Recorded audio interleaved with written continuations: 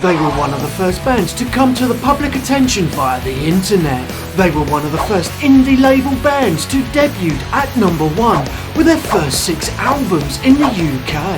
Their debut album, Whatever People Say I Am, That's What I'm Not, is the fastest selling record of all time in the UK, with more than 363,000 copies sold in its first week. We're Arctic Monkeys, this is I Bet You Look Good on the Dance Floor. Don't believe the hype. Critics praised the album for its depiction of youth British culture and for the resurgence of British indie music. They won both Best British Group and Album of the Year at the Brits, becoming the first band ever to win both categories 3 times in a row. Did the Arctic Monkeys save rock and roll? That rock and roll, just won't go away.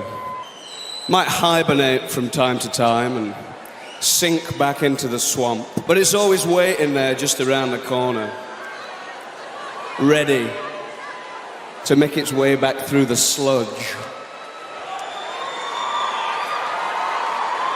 and smash through the glass ceiling,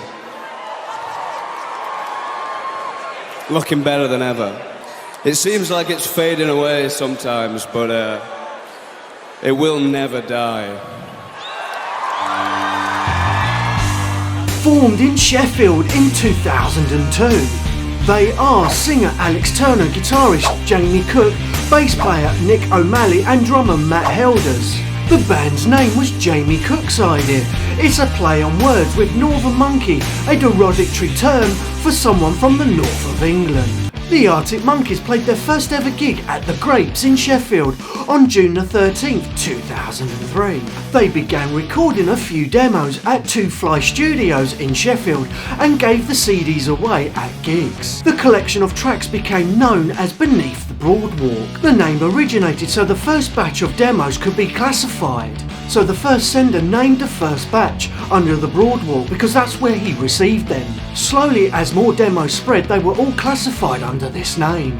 The band did not mind the distribution, saying the demos were never made to make money. They were giving them away for free so people could hear them. Unbeknownst to them, the demos were posted on MySpace and became popular.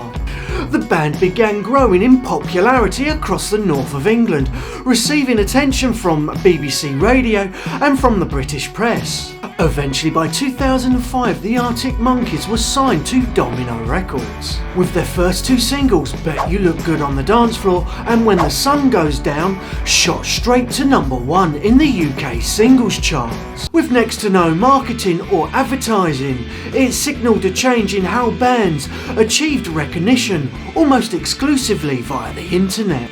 The band's second album, Favourite Worst Nightmare, was heavier and faster with a fiercely brighter production than its predecessor. And the Arctic Monkeys are one of the few modern British bands to be successful in America. They achieved this by slowing down the tempos on their 5th album, AM, and drawing from various musical genres such as psychedelic rock, hard rock, R&B, soul and even hip-hop. An irresistible mix of heavy guitar riffs and R&B grooves. Alex Turner has cited Outkast, Drake, Aaliyah and also Black Sabbath as influences. Alex Turner refined his image and traded the college student look for a more classic 50s James Dean style. A rocker teddy boy look with slick back hair, fit for a Levi's commercial.